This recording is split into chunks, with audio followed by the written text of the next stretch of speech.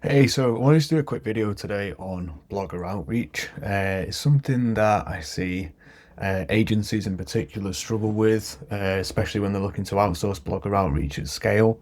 So it's just quite an interesting one to get into. I think there's a lot of negative connotations that can come from sort of more traditional guest posting, more traditional blogger outreach work.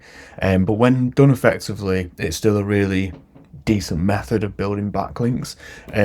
So let's just jump straight into it. So ultimately, blogger outreach is just the process of being able to work with certain publishers in your industry. They might be wider than your industry, but it's how you find these opportunities and how you can then approach these bloggers, how to vet them as well, because ultimately there's some that you might want to work with, some that you might not want to work with. So let's just first start off with how you can find blogger outreach opportunities. Also, all of this is detailed in my updated blogger outreach guide. I'll leave a link in the video description. And if you're looking to outsource blogger outreach services, I have an offering here with full pre-approval. So that's an option as well. Yeah, let's jump into it. So let's just use my site as an example. So let's say we wanted to work with an SEO blogger. We'd look for the type of things that legitimate SEO bloggers and publishers would be writing about, or that we would expect them to write about. So something like best SEO newsletters, best SEO tools. You can start to work through a list of those types of things. You could also just do a competition gap, see all the commonalities that are coming from different types of sites in the niche that you're already aware of, and you can start to build a bit of a sort of target hit list for ones that you're going to go after.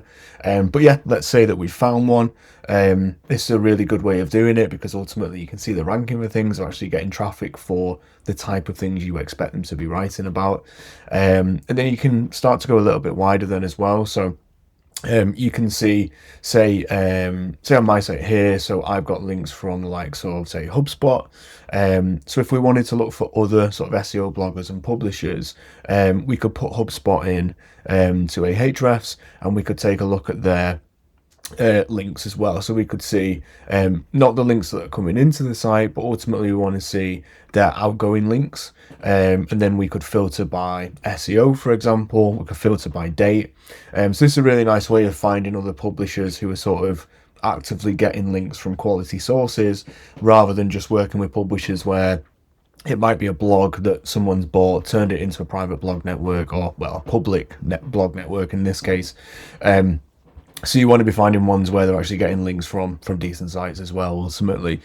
So that's one of the ways that you can start to sort of really spread that pool out, because it can be quite difficult when you build those first few links and you can get stuck. And that's why I always say it's not a good idea to go off blogger outreach lists. It makes a lot more sense to do this manually. Yes, it can take longer, but you can often find much more relevant, higher quality opportunities doing it this way. Just a quick one on knowing logical anchor and target URL splits. So I get it a lot through the agency site, so the complete white label, where we'll get orders for blogger outreach, and all of the links are sort of keyword anchors pointing to a product or pointing to a category page.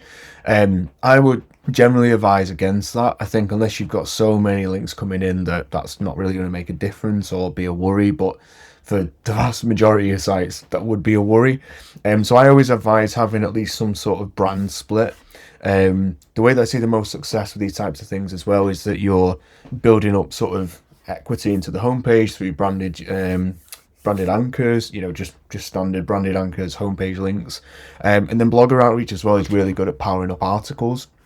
Very, very contextual, the type of things that publishers would be quoting as a source. So it could be your stats and data page, it could be whatever really from an article perspective, but you're spreading that risk across multiple different types of content.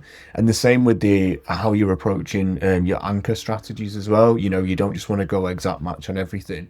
At the end of the day, any approach to link building that you're doing needs to be as natural as possible. Okay, you often can't get away from paying for links, whether that's paying for someone's time, paying for content, paying for a publisher to actually put it live.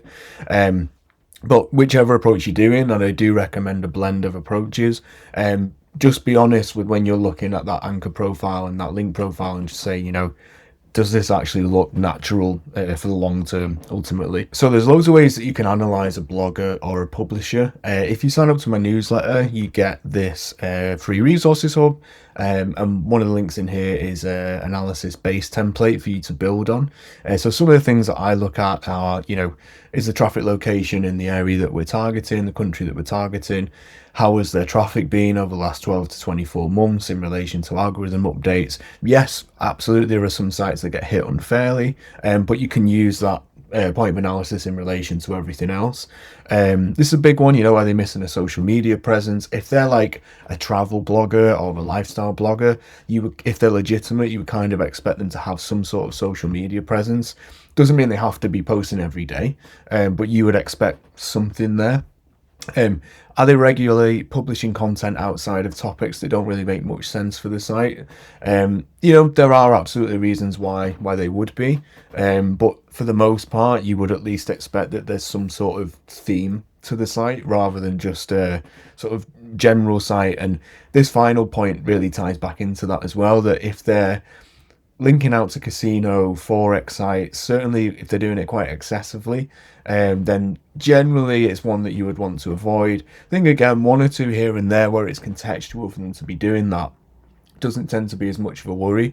But if you're putting them into, so I like to go into a Hrefs there. So let's say my site, for example, we can look at outbound anchors or outbound URLs that reference things like casino or forex and get an understanding of how are they sort of protecting their authority internally. So if all they're doing is just linking out to, casino sites or whatever other niche that you would sort of see as a bit of a red flag. So there's hundreds and hundreds that are pointing out to those types of sites, and that you're also sort of ticking them off with, oh, there's also no social media presence, can't really see who owns the site, can't verify these things, then yeah, maybe it's one that you would want to avoid. So in this checklist here, you give them a grade. So ideally you would want sort of zeros, maybe zeros and ones. But if you just change it from no to yes, it will just up that grade. So it's just a nice way to just visually keep track of things. And then as you start vet sites long term, you can go back and ask these questions again and see how that grade has sort of changed over time ultimately. Then the final one, I suppose, is the types of ways that you can approach working with bloggers and publishers. The most common one is more traditional guest posting. So you get in touch with them, pitch a sort of topic idea. Most of the time, if it's something that's relevant for them or something they've wanted to write about, they're more than happy for you to do that. That might also involve a publishing fee. I think that's absolutely fine, as long as it's, it's just a case of covering their time. It's not an immediate response to be like, it's this much for a casino link, it's this much for a normal link, so and so. So that's just something to be aware of, that generally for most bloggers, small to medium influencers, or certainly the larger influencers, you're going to have to be paying something. For a lot of them, it is their full-time job as well. So yeah, it's not surprising that they would want you to pay.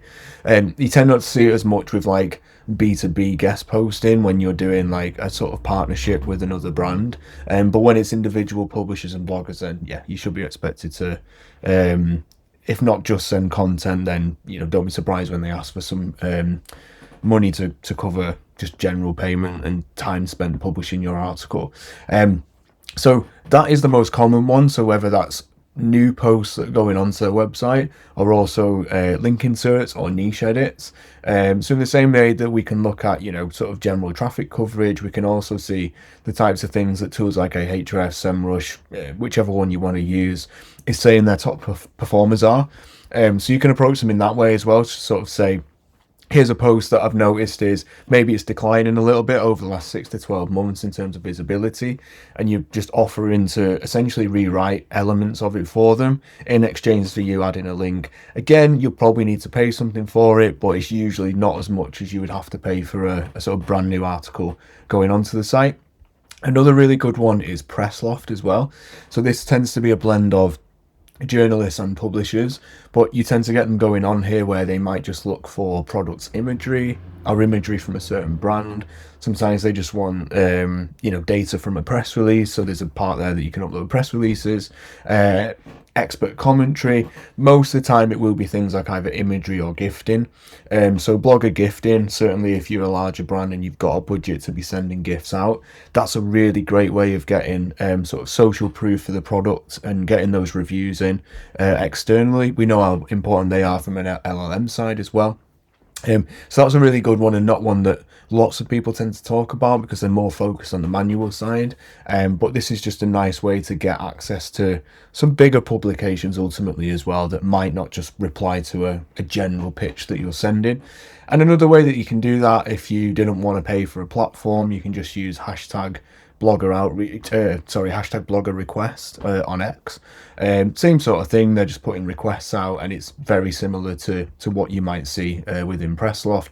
Obviously just easier with ImpressLoft because everything's just done within one sort of dashboard. Yeah, so I hope that helps. Bit of a whistle stop tour on doing blogger outreach effectively. Like I say, I think it is something that you can incorporate as part of a wider link building strategy. You just have to be conscious of who you're working with, how you're vetting sites, and how the process works in general. But yeah, certainly don't be dissuaded if it is something that you're looking into. You can get some really good access to publications there. And yeah, it's just absolutely worth doing as part of a wider link building approach. Keep your eyes peeled for more link building videos. Really enjoying doing those. And any questions, just drop me a comment.